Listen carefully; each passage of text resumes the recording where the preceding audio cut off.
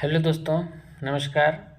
आज मैं साइंस का ये तीसरा लेक्चर है जो आप लोगों के बीच लाया हूँ और हम उम्मीद करते हैं कि आप लोगों ने पीछे का 2 सीरीज़ देखा होगा। आज मैं इस टेस्ट सीरीज़ के माध्यम से, डिस्कशन के माध्यम से दांतों के बारे में डिटेल चर्चा करेंगे और फिर दूसरा विटामिन के बारे में चर्चा करेंगे। ये पीडीएफ आपके बीच है। फिर देखेंगे हम लोग ह्यूमन हार्ट के बारे में विस्तृत चर्चा करेंगे, है ना। तो आज मुख्य रूप से ये 3-4 टॉपिक हैं जिसके बारे में हम लोग चर्चा करेंगे और ये सब क्वेश्चन है और इसके साथ साथ महत्वपूर्ण डिस्कशन भी कराया जाएगा। और हम आपको जैसा कि पीछे भी 2-3 चैप्टर हर एक टेस्ट सीरीज में क्लियर करते जा रहा हूँ विथ डायग्राम के साथ, है ना। यानी डायग्राम के माध्यम से हम लोग साइंस पढ़ने का प्रयास करेंगे। डायग्राम के द्वारा अच्छे से आपको समझ में आएगी। इसी के साथ बिना समय गवाए मैं स्टार्ट करता हूँ क्वेश्चन का। पहला क्वेश्चन है दोस्तों कि मनुष्य के शरीर में पाई जाने वाली सबसे कठोर वस्तु कौन सी है। मनुष्य के शरीर में पाई जाने वाली सबसे कठोर वस्तु कौन सी है। तो देखिए, मनुष्य के शरीर में पाए जाने वाले सबसे कठोर वस्तु कौन सा है। तो ऑप्शन आप लोगों के बीच है हड्डी, इनामेल, हड्डी, इनामेल, उपास्थि या केराटिन। तो इसका जो एग्जैक्ट आंसर होगा ये दांत का इनामेल। सबसे कठोर वस्तु दांत का इनामेल है। अभी चर्चा करेंगे इनामेल क्या है।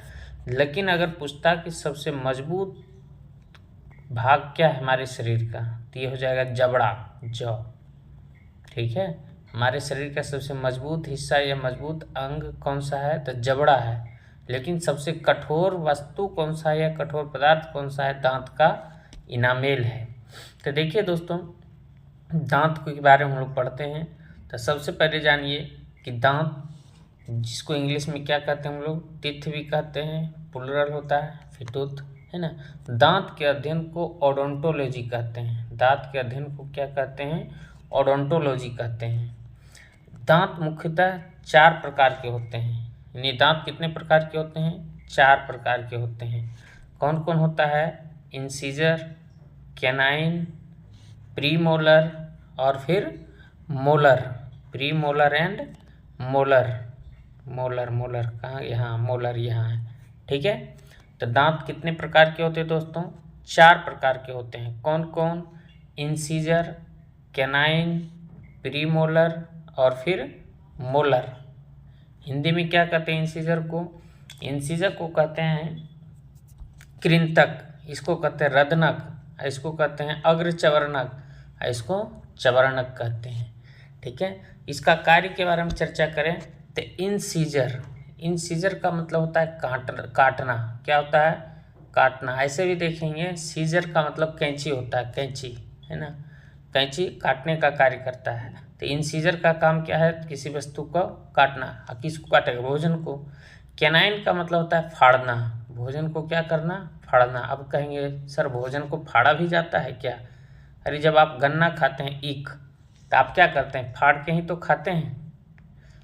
किसी चीज़ को फाड़ना होता है, कोई प्लास्टिक को, तो किसका प्रयोग हम लोग करते हैं, कैनाइन का। इंसीजर का मतलब काटना है, रोटी काटना है, तो ये सब किससे कटता है, इंसीजर से। लेकिन फटता किससे है, कैनाइन से। प्रीमोलर को अग्रचवर्णक कहते हैं। ये बच्चों में नहीं पाया जाता है, प्रीमोलर बच्चों में नहीं पाया जाता है और इसका कार्य है चबाने का। ठीक है, अब मोलर का भी काम है चबाना और प्रीमोलर का काम भी है चबाना, क्योंकि हिंदी का नाम है इसका अग्रचवर्णक, इसका चवर्णक। अब हम लोग चर्चा करते हैं इनामेल के बारे में। किसके बारे में, इनामेल के बारे में। इनामेल तो हमारे जो दांत हैं, दांत के सबसे ऊपरी भाग में सफ़ेद रंग का जो पार्ट दिखता है, आप सफ़ेद देखेंगे, सफ़ेद रंग से ये जो दिख रहा है आपका सफ़ेद भाग, इसे हम क्या कहते हैं, हम लोग इनामेल कहते हैं। जो हमारे शरीर का सबसे कठोर, हमारे शरीर का सबसे कठोर भाग है ना। हमारे शरीर का सबसे कठोर भाग कौन सा है दोस्तों, इनामेल है। ठीक है, इनामेल के नीचे में क्या क्या पाया जाता है, तो डेंटाइन पाया जाता है। डेंटाइन है, पल्प कैविटी है, रूट कैनाल है, ये सब की रक्षा कौन करता है? इनामेल करता है। ये बहुत मजबूत होता है। यही मजबूती के कारण तो जो भी मांसाहारी व्यक्ति होते हैं एकदम खटाखट तोड़ देते हैं, है ना, लेग पीस। आप समझ रहे हैं, ठीक है। तो क्वेश्चन पूछेगा दोस्तों कि हमारे शरीर का सबसे कठोर भाग कौन सा है? तो इनामेल है। दांत कितने प्रकार के होते हैं? 4 प्रकार के। कौन कौन? इंसीजर, कैनाइन, प्रीमोलर और फिर मोलर। बच्चों में कौन सा दांत नहीं पाया जाता है? प्रीमोलर।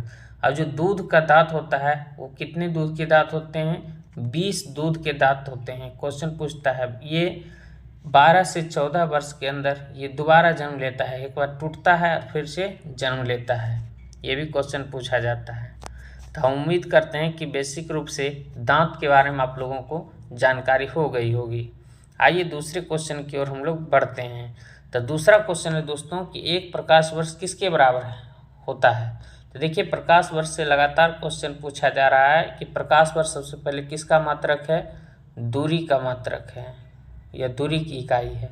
यहाँ पर देखेंगे तो आपको बताए थे डिस्कशन के दौरान कि एक प्रकाश वर्ष में कितना किलोमीटर होता है।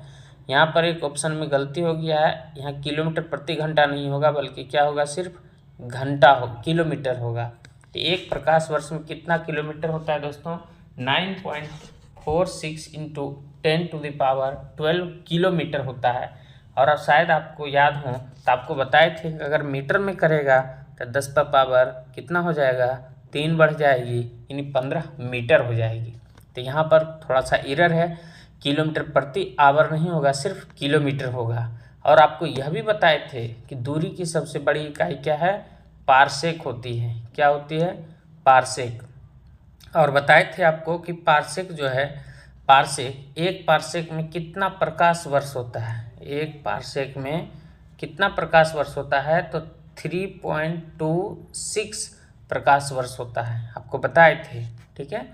अब अन्य जो ऑप्शन है उसके बारे में भी हम चर्चा करते हैं।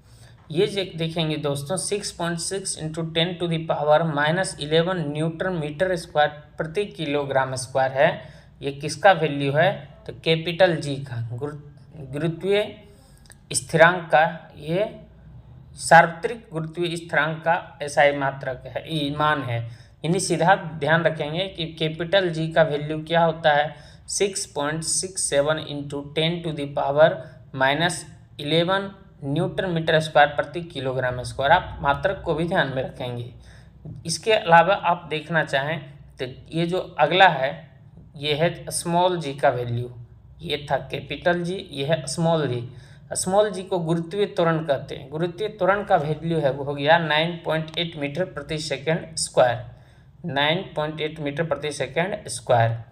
एक और जो वैल्यू है ये भी मोस्ट इम्पोर्टेंट है, 6.022 इंटू 10⁻23। ये किसका वैल्यू है? तो एवोगाड्रो संख्या के वैल्यू है ना। क्वेश्चन पूछेगा कि एक एवोगाड्रो बराबर कितना मोल या कितना परमाणु होती है? तो 6.022 इंटू 10⁻23 मोल होती है। तो हम उम्मीद करेंगे कि आपको ये जो डिस्कशन है ये समझ में आ गया होगा और आप कॉपी कलम लेकर बैठें और इसको नोट डाउन भी करने का प्रयास करें। और ध्यान में रखें, बीच बीच में आप लोग कमेंट करते रहेंगे और किसी प्रकार की भी समस्या हो तो आप कमेंट करके अवश्य बताएं। आइए इस क्वेश्चन के माध्यम से हम विटामिन के बारे में डिटेल चर्चा करेंगे, सभी प्रकार के विटामिन के रासायनिक नाम के बारे में और उससे के कमी से होने वाले बीमारियों के बारे में हम लोग चर्चा करेंगे। तो पहला क्वेश्चन है, ये तीसरा क्वेश्चन है दोस्तों, किस विटामिन की कमी से नाइट ब्लाइंडनेस को हिंदी में कहते हैं रतौंधी। क्या कहते हैं दोस्तों? रतौंधी। रतौंधी का मतलब वह व्यक्ति जिसे रात में नहीं दिखाई देता है। अब आप कहेंगे सर रात में तो हमें भी दिखाई नहीं देता है। ऐसा नहीं है कि आपको कुछ भी दिखाई नहीं देता है, आपको या हमें, अर्थात जिन्हें नाइट ब्लाइंडनेस नहीं है उन्हें थोड़ा थोड़ा दिखाई देता है, स्पष्ट नहीं दिखाई देता है। लेकिन जिस व्यक्ति को नाइट ब्लाइंडनेस है उसे बिल्कुल अंधकार में दिखाई देता है, उसे कुछ भी दिखाई नहीं देती है। तो यहाँ पर देखेंगे दोस्तों कि किस विटामिन की कमी से नाइट ब्लाइंडनेस होती है। तो इसका आंसर हो जाएगा विटामिन ए। अब आप कहेंगे सर ये तीनों का भी बताइए। अरे ये तीनों का नहीं, जितने भी विटामिन होते हैं सभी विटामिन के बारे में हम लोग चर्चा करेंगे। तो देखिए दोस्तों, अभी हम लोग देखेंगे क्या क्या देखेंगे, इसे ध्यान में रखिए। विटामिन 2 प्रकार के होते हैं। विटामिन कितने प्रकार के होते हैं? 2 प्रकार के। एक होते हैं वह विटामिन जो जल में घुलता है, और एक वह विटामिन होता है जो वसा में घुलती है, यानी फैट में घुलता है। ठीक है, तो जो जल में घुलता है वो सिर्फ है बी और सी, विटामिन बी एवं सी। वसा में घुलने वाला विटामिन कौन है? तो कीड़ा है। आप कैसे याद रख सकते हैं कि अगर हम जल में कीड़ा को घोलना चाहें, जल में ऐसे देखेंगे कि एक कटोरी क्या है? जल है। ये क्या है दोस्तों? ये जल है। इसमें अगर हम कीड़ा को क्या करना चाहें? डुबोना चाहें, क्या ये डूबेगा? नहीं डूबेगा, यानी कि ये नहीं घुलेगा। तो कौन कौन नहीं घुलेगा? तो विटामिन के, ई, डी और ई। तो जब जल में नहीं घुलेगा तो कहाँ घोल देंगे उसको? वसा में। तो आप याद रख सकते हैं विटामिन के। क्वेश्चन पूछता है कौन सा विटामिन वसा में घुलनशील है? तो कौन कौन है दोस्तों? विटामिन के, विटामिन ई, विटामिन डी और विटामिन ए। कीड़ा। कीड़ा कैसे लिखाता है? ऐसे लिखाता है। आप ऐसे लिख सकते हैं कीड़ा, KEDA। तो कौन कौन वसा में घुलनशील है? तो विटामिन के, विटामिन ई, विटामिन डी और विटामिन ए, ये वसा में घुलती है, लेकिन ये जो बी और सी है ये जल में घुल जाता है ना। यही कारण है कि आप लोग जितना भी खट्टे से खट्टे पदार्थ अर्थात विटामिन सी के स्रोत वाले खाएंगे तो जल में घुलकर वो वापस ये यूरिन के माध्यम से निकल जाएगा। लेकिन अधिक विटामिन की गोलियां खाने से भी समस्या होती है जो जल में घुलनशील नहीं होती है। तो देखिए यहाँ पर पहला जो फैक्ट है वही लिखा गया है कि जल में घुलनशील विटामिन। तो कौन कौन जल में घुलनशील है? अभी तुरंत बता दिए कि बी और सी। बाकी कीड़ा को घोलेंगे जल में तो नहीं घुलेगा, तो उसको कहाँ ले जाके घुला देंगे? वसा में घुलाएंगे। ठीक है, तो वसा में घुलनशील विटामिन है कीड़ा। एडेक भी याद रख सकते हैं, लेकिन एडेक से ज़्यादा अच्छा आप कीड़ा को याद रख सकते हैं। ठीक है, अब हम लोग विटामिन के बारे में चर्चा करते हैं। अच्छा, एक विटामिन है बी विटामिन एक विटामिन नहीं है, विटामिन का समूह है जिसे हम लोग विटामिन बी कॉम्प्लेक्स कह देते हैं। क्या कह देते हैं दोस्तों? Vitamin B complex. जो विटामिन के कई कॉम्प्लेक्स पाया जाता है उस सब के बारे में चर्चा करेंगे। तो इसमें क्या क्या चीज़ पढ़ेंगे हम लोग? तो इसमें पढ़ेंगे विटामिन के वैज्ञानिक नाम या रासायनिक नाम और उसके कमी से होने वाले रोग। कितना इम्पोर्टेंट है? मोस्ट इम्पोर्टेंट है। कैसा इम्पोर्टेंट है? वेरी मोस्ट इम्पोर्टेंट है। ठीक है, आइए चर्चा करते हैं हम लोग विटामिन के बारे में। तो विटामिन ए का वैज्ञानिक नाम है रेटिनोल। क्या नाम है दोस्तों? रेटिनोल।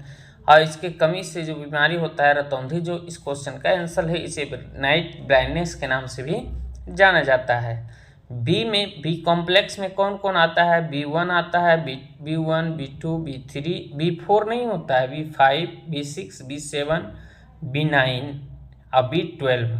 ठीक है, तो सब के बारे में क्वेश्चन पूछता है।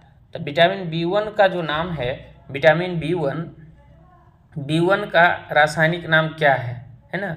विटामिन B1 का रासायनिक नाम क्या है? तो विटामिन B1 का रासायनिक नाम क्या है? थायमिन। फिर देखेंगे विटामिन B2 का राइबोफ्लेविन है ना, राइबोफ्लेविन।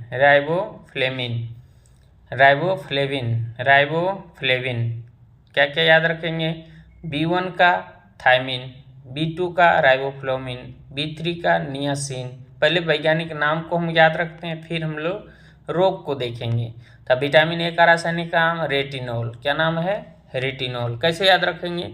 ऐसे भी जानते हैं कि आपकी विटामिन ए की कमी से रतौंधी होती है, रतौंधी आँख से संबंधित है। और आपको पिछले लेक्चर में दोस्तों बताए थे कि आँख में प्रतिबिंब कहाँ बनती है? रेटिना पर। कहाँ बनती है? रेटिना पर। रेटिना से याद रखेंगे क्या चीज़? रेटिनोल। Any problem? तो वैज्ञानिक नाम रेटिनोल। अब B1 का थायमिन, B2 का राइबोफ्लेविन, B3 का नियासिन, है ना, B3 नियासिन। इसको हिंदी में भी पढ़ के याद रख सकते हैं, B3 नियासिन। दोनों में नौ याद बाद में आ रहा है। 3 नियासिन। B5 मतलब पेंटा, 5 पेंटा है ना, पेंटाथेनिक एसिड। क्या नाम है? Pantothenic acid. विटामिन B5 का रासायनिक नाम क्या है दोस्तों? Pantothenic acid. तो देखिए कुछ ना कुछ हम लोग अपना कॉमन सेंस लगा के याद रखने का प्रयास करेंगे, क्योंकि बहुत चीज़ हमें याद करनी होती है, ठीक है। तो विटामिन B5 पेंटाथेनिक एसिड हो जाएगा। विटामिन 6 पैराडॉक्सिन, ये दोनों में देखिए उच्चारण आप करेंगे 6 पैराडॉक्सिन, है ना, दोनों में उच्चारण लगभग सेम है, तो आप याद रख सकते हैं विटामिन 6 पैराडॉक्सिन, विटामिन 6 पैराडॉक्सिन। अब विटामिन 7 बायोटिन, 7 का बायोटिन, 7 बायोटिन।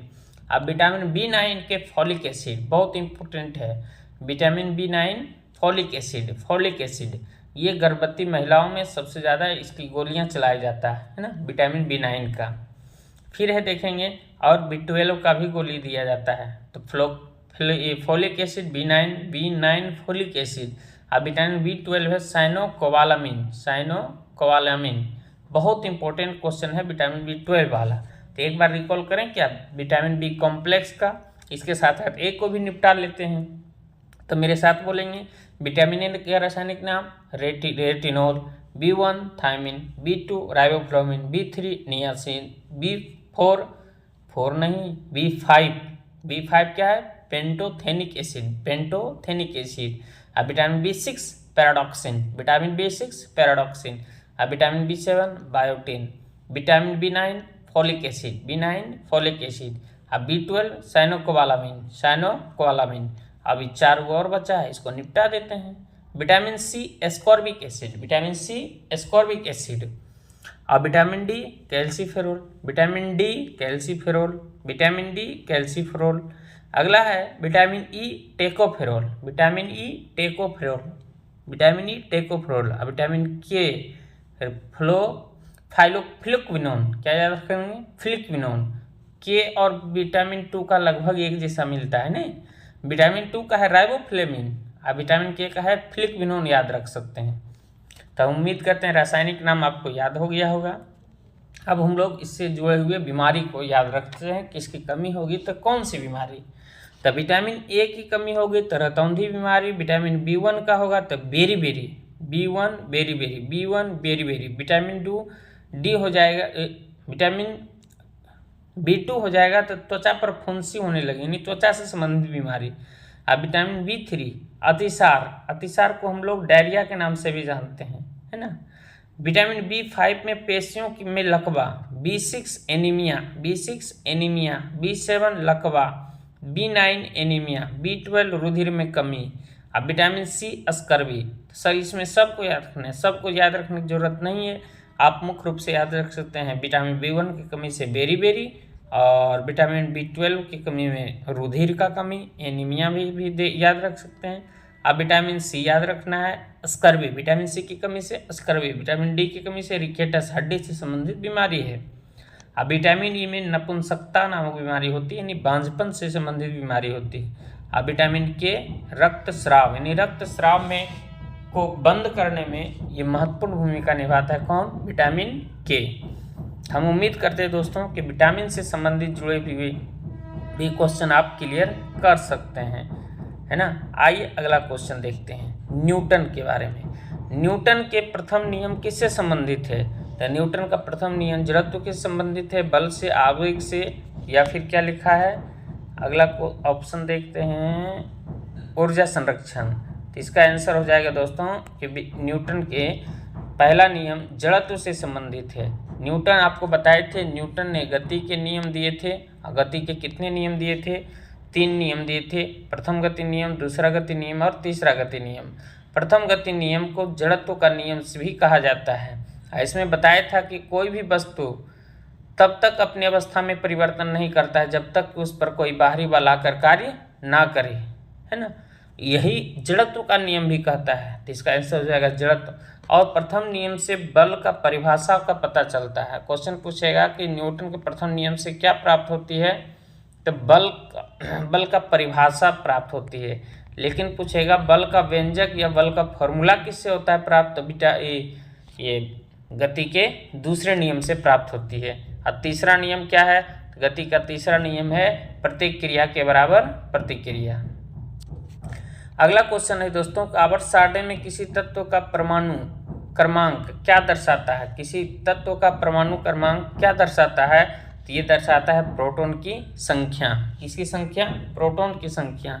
हालांकि प्रोटॉन की संख्या, इलेक्ट्रॉन की संख्या, ये आपका और प्रोटॉन इलेक्ट्रॉन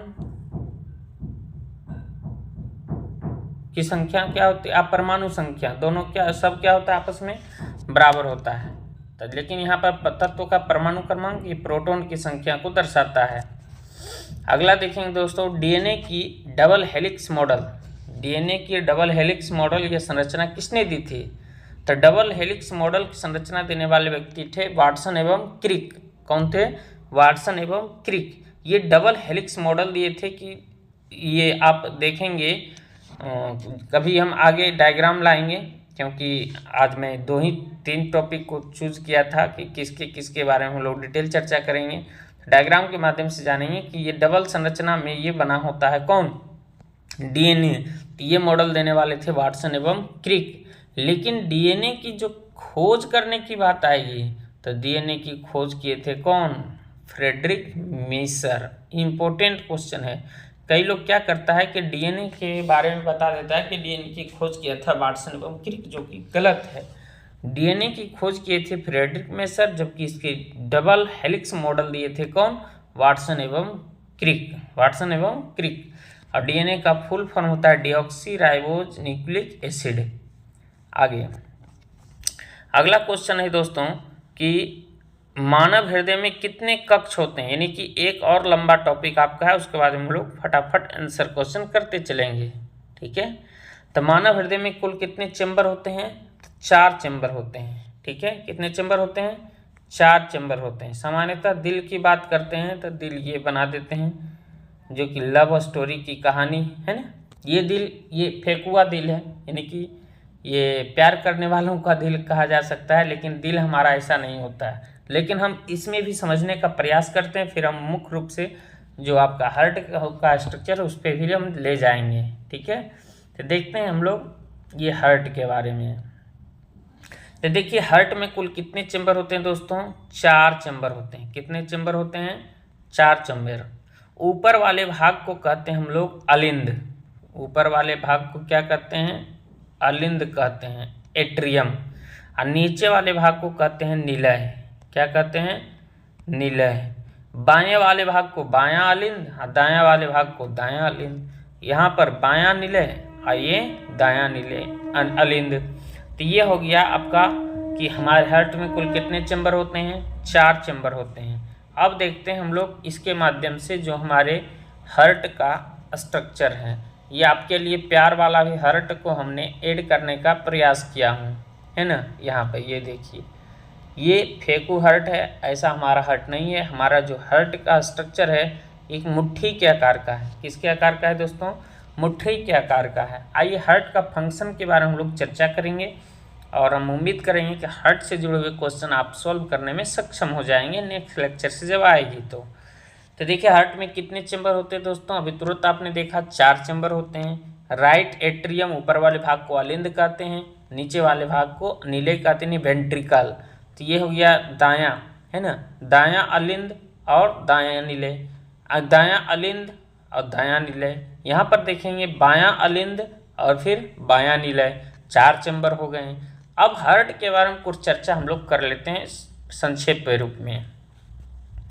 देखिए हार्ट में जो हमारे हार्ट का कार्य क्या है? हार्ट का काम है आपका किसी को याद नहीं करना, प्यार नहीं करना। ठीक है, हार्ट का मुख्य कार्य है हमारे ब्लड को शुद्ध करना, ब्लड को पंपिंग करना। ब्लड को क्या करना है दोस्तों? पंपिंग करना। हमारे ब्लड क्वेश्चन पूछेगा हार्ट का काम क्या है? हार्ट का काम है ब्लड को पंपिंग करना। ब्लड को शुद्ध भी नहीं करता है, ये ब्लड को शुद्ध करता है आपका फुफ्फुस। फुफ्फुस कहें तो लंग्स, यानी कि फेफड़ा। कौन करता है? फेफड़ा। तो क्वेश्चन पूछेगा हमारे शरीर में हार्ट का काम क्या है? ब्लड को शुद्ध करना? बिल्कुल नहीं। हमारे शरीर में हार्ट का काम है ब्लड को पंपिंग करना। ये संकुचित होती है और फिर ये संकुचित होती है फिर विस्तारित होती है। ठीक है, इसका स्ट्रक्चर के बारे में चर्चा करते हैं। इसका काम है सिर्फ ब्लड को पंपिंग करना। तो होता क्या है दोस्तों, हमारे शरीर में, हमारे शरीर से जो पूरा ब्लड होता है ये वेना कावा यानी कि महाशिरा से होते हुए सबसे पहले अशुद्ध, ये अशुद्ध ब्लड है। ये कैसा ब्लड होगा, ये जो ब्लड आ रहा है ये अशुद्ध ब्लड होगा। आपको पिछले लेक्चर में मैंने बताया था कि शुद्ध ब्लड और अशुद्ध ब्लड का मतलब क्या होता है। अशुद्ध ब्लड वह ब्लड होता है दोस्तों जिसमें कि ऑक्सीजन उपस्थित नहीं होते हैं। अशुद्ध ब्लड वह ब्लड होता है जिसमें कि ऑक्सीजन उपस्थित होते हैं। Any problem?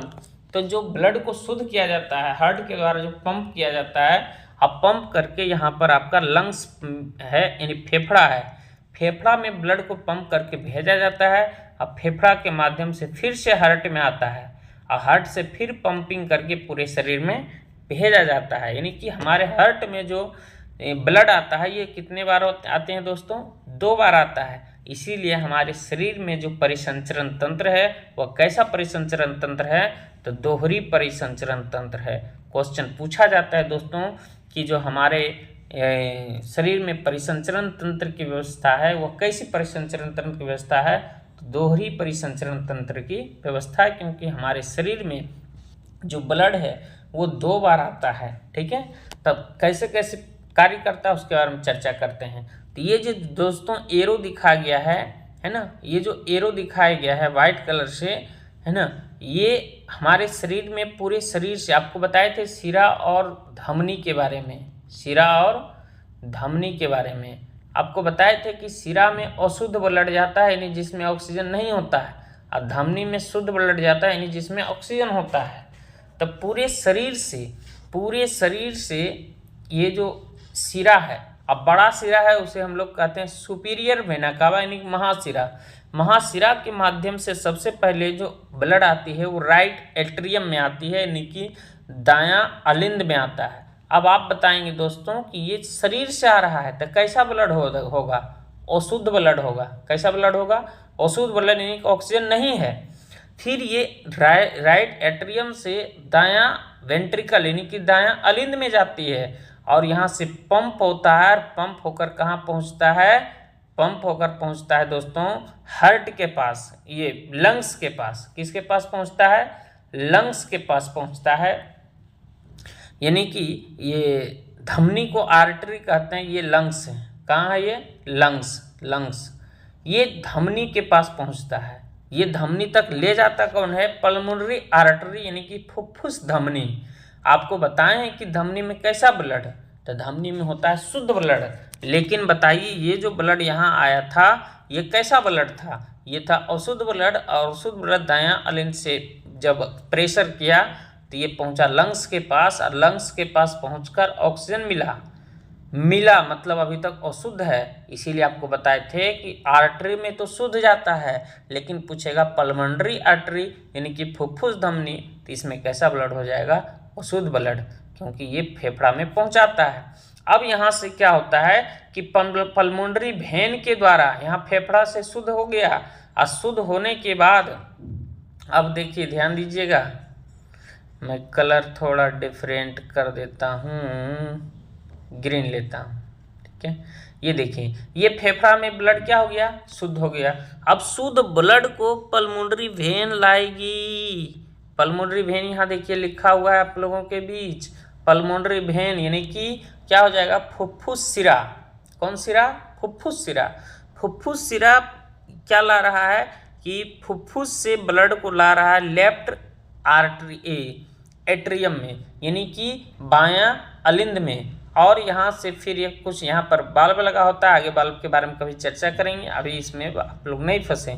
फिर यहाँ से पहुँचता है कहाँ पर, बायां अलिंद निलय में, और यहाँ से प्रेशर देकर, प्रेशर होते हुए ये जो रेड मार्क का है इसको कहते हैं एरोटा यानी कि महाधमनी। इसका नाम क्या है, महाधमनी। ये कस के क्या लगाता है, प्रेशर लगाता है, हमारे पूरे शरीर तक ब्लड क्या हो जाती है, पहुँच जाती है। और ये ब्लड कैसा है दोस्तों, शुद्ध blood.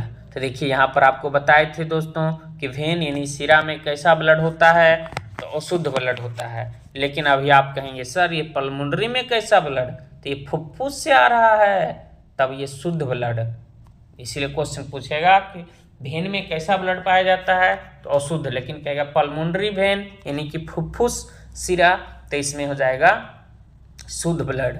Any problem my friend, अगर किसी प्रकार का समस्या हो ये परिसंचरण तंत्र में, हार्ट को समझने में, तो आप हमें कमेंट करके बता सकते हैं। तो क्वेश्चन क्या क्या पूछेगा दोस्तों, क्वेश्चन पूछेगा कि हमारे शरीर में, शरीर के हृदय में शुद्ध ब्लड किधर होता है, बायां साइड, और शुद्ध ब्लड किधर होता है, दायां साइड, ठीक है। और हमारे पूरे शरीर तक शुद्ध ब्लड को कौन पहुंचाने का कार्य करता है, एरोटा यानी कि धमनी, कौन करता है दोस्तों, धमनी। तो पता चल गया ना कि लब वाला जो दिल है फॉल्स है ना। कौन कहता है कि तेरे बिना दिल नहीं लग सकता है ना। यहाँ पर ये दिल की बात गलत है, दिल कभी मन नहीं लगाने का कार्य करता। दिल का कार्य क्या है, ब्लड को पंपिंग करना। दिल का, ये हार्ट का आकार कैसा दोस्तों, मुट्ठी के आकार का होता है। आइए अब हम लोग अगले क्वेश्चन की ओर चलेंगे। प्रकाश का अपवर्तन, प्रकाश का अपवर्तन किसके कारण होता है, तो ये इसका आंसर हो जाएगा वेग में परिवर्तन। इसके बारे में भी डिटेल से कभी चर्चा करेंगे, ठीक है। अगला क्वेश्चन देखेंगे, पेनिसिलिन का खोज किसने किया, पेनिसिलिन का खोज किसने किया, तो पेनिसिलिन का खोज किया है अलेक्जेंडर फ्लेमिंग, अलेक्जेंडर फ्लेमिंग, है ना। पाश्चर किसका खोज किया था, तो ये पाश्चुरीकरण का खोज किया था लुई पाश्चर। पाश्चुरीकरण, जो हम लोग पैकेट वाला दूध पीते हैं ना, ये पाश्चुरीकृत दूध होता है, तो ये लुई पाश्चर ने खोज किया था। रॉबर्ट कोच टीबी के टीके के खोज किया था, तपेदिक के टीका। एडवर्ड जेनर क्या किया था, एडवर्ड जेनर पहली बार चेचक के टीके की खोज किया था, आप ध्यान में रख सकते हैं। अगला क्वेश्चन है दोस्तों, पृथ्वी के वायुमंडल में सबसे अधिक मात्रा किस गैस की होती है, तो सबसे अधिक जो मात्रा होती है ये किसका होता है, नाइट्रोजन की होती है। कितना कितना होता है सर, ऑक्सीजन का 21% होती है, नाइट्रोजन का 78% होता है, कार्बन डाइऑक्साइड का 0.03% होता है, आर्गन का इससे भी कम होता है। तो सबसे ज़्यादा कौन सा हो गया, नाइट्रोजन। अगला है दोस्तों, किसी वस्तु का भार कहाँ न्यूनतम होगा, किसी वस्तु का भार कहाँ पर न्यूनतम होगा, तो सबसे कम भार होता है चंद्रमा पर। चंद्रमा पर पृथ्वी के भार का 1/6 भाग होता है, यानी कि यदि कोई व्यक्ति पृथ्वी पर 60 kg का है तो वहाँ पर कितने kg का हो जाएगा, 1/6 यानी कि 10 kg का हो जाएगा। ये पृथ्वी पर सबसे कम भार कहाँ होता है, चंद्रमा पर। सॉरी, किसी वस्तु का कम भार चंद्रमा पर होगी।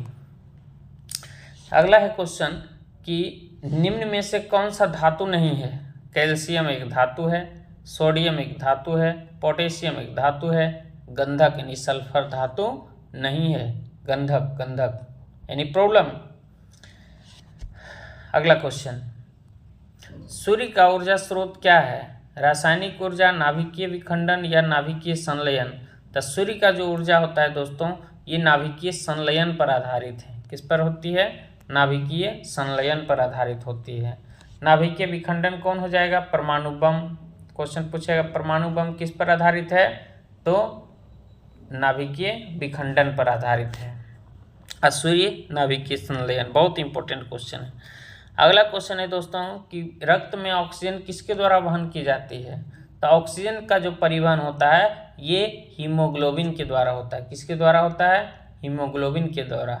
और ये हीमोग्लोबिन के कारण ही हमारे ब्लड का रंग कैसा होता है, लाल होता है। कैसा होता है दोस्तों, लाल होता है। अगला क्वेश्चन, दूध से दही बनना किस प्रकार का उदाहरण है, यानी किस प्रक्रिया का उदाहरण है। तो दूध से दही बनना ये एक रासायनिक प्रक्रिया का उदाहरण है। रासायनिक अभिक्रिया वह अभिक्रिया होता है जो मूल अवस्था में पुनः वापस नहीं लौट सकता, उसे क्या कहते हैं दोस्तों, रासायनिक अभिक्रिया। भौतिक अभिक्रिया वह अभिक्रिया होता है जो अपनी मूल अवस्था में वापस लौट सकता है, जैसे जल से बर्फ बनना, जल से बर्फ बनना आदि उदाहरण है, आगे कभी चर्चा करेंगे। अगला क्वेश्चन है कि ध्वनि की चाल किस माध्यम में सर्वाधिक होती है। दोस्तों ये रिपीटेड क्वेश्चन है, जल्द से जल्द अभी आप कमेंट में इसका आंसर लिखेंगे कि क्या होगा, क्वेश्चन नंबर के साथ, ऑप्शन के साथ, ठीक है। इसको मैं स्किप करता हूँ, आपको बार बार बताया हूँ कि पिछले लेक्चर में इसका आंसर मैं बता चुका हूँ। सबसे हल्की धातु कौन सा है? तो सबसे हल्की धातु है दोस्तों लिथियम। सबसे हल्की धातु कौन है? लिथियम है। कौन सा है? लिथियम है। ठीक है, ये क्षारीय धातु में से आता है, जिसे चाकू से भी काटा जा सकता है, लिथियम, सोडियम और पोटेशियम को। निम्न में से कौन सी प्रक्रिया में पौधे भोजन बनाते हैं? पौधे क्या करते हैं? भोजन बनाते हैं। इसकी विशेष चर्चा हम लोग पिछले क्लास में किए थे कि पौधे जो भोजन बनाते हैं वो प्रकाश संश्लेषण प्रक्रिया के द्वारा बनाते हैं, और प्रकाश संश्लेषण में किस किस चीज़ की ज़रूरत होती है एकदम डायग्राम के साथ बताए थे कि लाइट की ज़रूरत होती है, लाइट एनर्जी यानी प्रकाश ऊर्जा की ज़रूरत होती है। अब वायुमंडल से आपका कार्बन डाइऑक्साइड होता है, और हमारे पृथ्वी से क्या क्या मिलता है दोस्तों? वाटर एवं मिनरल होता है, यानी कि पानी एवं खनिज लवण प्राप्त करता है। और देता क्या क्या है? देता है मुख्य रूप से क्या चीज़? शर्करा यानी कि ग्लूकोज देता है, कार्बोहाइड्रेट, और फिर उप उत्पाद के रूप में क्या देता है दोस्तों? ऑक्सीजन देता है। अगला है, मनुष्य के शरीर में इंसुलिन कहाँ बनता है? एक क्या रिपीटेड क्वेश्चन है दोस्तों, आप लोग फटाफट इसका आंसर बताएंगे। चलिए, आप कहेंगे सब मेरे लिए ही छोड़ देते हैं, इसलिए मैं इसका आंसर बता देता हूँ। अग्नाशय या पेनक्रियाज। इंसुलिन की कमी होने से हमारे ब्लड में शर्करा बढ़ जाती है, जिसके कारण हमें एक बीमारी हो जाती है, जिसे क्या कहते हैं हम लोग? डायबिटीज। क्या कहते हैं दोस्तों? डायबिटीज कहते हैं। अगला, एक हर्ट्ज किसका माप है? हर्ट्ज क्या है? हर्ट्ज सबसे पहले आवृत्ति का ऐसा ही मात्रक है। और एक हर्ट्ज का मतलब क्या हुआ? एक हर्ट्ज का मतलब हुआ कि एक सेकेंड में जितने भी आपका चक्र लगता है, या किसी तरंग का एक सेकेंड में जितना चक्र लग रहा है, उसे हम लोग जितना चक्र रिपीट कर रहा है, उसे हम लोग क्या कहते हैं? आवृत्ति। तो आप याद क्या रख सकते हैं? आप ये सीधा याद रखिए कि आवृत्ति किसका मात्रक है? तो ये आवृत्ति का मात्रक क्या है? हर्ट्ज है। कोई दिक्कत? वेग का मात्रक क्या होता है दोस्तों? मीटर प्रति सेकेंड। बल का मात्रक न्यूटन। कार्य का मात्रक जूल। फोटोसिंथेसिस में कौन सी गैस अवशोषित होती है? अरे अवशोषित का मतलब, फोटोसिंथेसिस को हिंदी में क्या कहते हैं? प्रकाश संश्लेषण। प्रकाश संश्लेषण में कौन सा गैस का अवशोषण होता है? तो आपको फिगर के माध्यम से बताए थे, कार्बन डाइऑक्साइड गैस का उत्पादन होता है, ये अवशोषण होता है। अगला क्वेश्चन है दोस्तों, किस धातु का उपयोग परमाणु रिएक्टर में नियंत्रण छड़ों में किया जाता है? नियंत्रक छड़ के रूप में कैडमियम एवं बोरॉन का छड़ प्रयोग किया जाता है। ठीक है, टंगस्टन का प्रयोग कहाँ होता है? विद्युत बल्ब में, और उसका गलनांक सबसे अधिक होता है। एल्युमिनियम में, हवाई जहाज बनाने में एल्युमिनियम का प्रयोग किया जाता है। कॉपर से बर्तन बनाया जाता है, आप ध्यान में रखेंगे। बिजली का उच्च वोल्टेज से निम्न वोल्टेज में बदलने के लिए क्या उपयोग किया जाता है? तो उच्च से निम्न करने के लिए ट्रांसफार्मर का प्रयोग किया जाता है। विद्युत मोटर की बात कर लें तो विद्युत मोटर क्या करता है दोस्तों? तो विद्युत मोटर विद्युत ऊर्जा से यांत्रिक ऊर्जा में परिवर्तित करता है। अब कहेंगे सर यांत्रिक ऊर्जा मतलब वह ऊर्जा होता है जो घूमने का कार्य करता है। तो विद्युत मोटर किसमें क्या करेगा? विद्युत ऊर्जा से यांत्रिक ऊर्जा में कन्वर्ट करेगा। ट्रांसफार्मर हाई वोल्टेज से निम्न वोल्टेज करता है। जनरेटर क्या करता है? इसका उल्टा, मोटर का उल्टा जनरेटर, ये क्या करता है दोस्तों? यांत्रिक ऊर्जा को विद्युत ऊर्जा में कन्वर्ट करता है, यानी कि चल के ये क्या करंट पैदा कर देता है। ठीक है, अगला बैटरी कहेंगे तो रासायनिक ऊर्जा को सौर ऊर्जा, ये आपका प्रकाश ऊर्जा में कन्वर्ट करता है। एंटीबॉडी का क्या कार्य है? तो एंटीबॉडी शरीर के किस तंत्र का हिस्सा है? तो ये प्रतिरक्षा तंत्र का हिस्सा है। ठीक है, एंटीबॉडी शरीर के किस तंत्र का हिस्सा है? प्रतिरक्षा, यानी कि ये शरीर में रक्षा कार्य का काम करता है। और एंटीबॉडी WBC में होती है, जिसे हम लोग लिम्फोसाइट कहते हैं। आगे इसके बारे में चर्चा कभी करेंगे। ये आखिरी क्वेश्चन है दोस्तों कि ओजोन किसका आणविक सूत्र है? ये त्रिआण्विक, हाँ ठीक है, त्रिआण्विक सूत्र है, यानी 3 अणु होता है, त्रिआण्विक सूत्र। तो इसका आंसर क्या हो जाएगा? ऑक्सीजन। तो लास्ट क्वेश्चन है, लास्ट क्वेश्चन का भी आप कमेंट में आंसर देंगे दोस्तों कि ओजोन किस मंडल में पाया जाता है, ओजोन किस मंडल में पाया जाता है। हम आपके कमेंट का इंतज़ार करेंगे। और इस प्रकार आपका ये सेशन समाप्त हो जाती है। आंसर की भी दिया हुआ है, हालांकि आंसर की ज़रूरत आप लोग को नहीं है। ठीक है, बहुत बहुत धन्यवाद। इसी के साथ इस लेक्चर को यहीं पे समाप्त करते हैं। जय हिंद, जय भारत।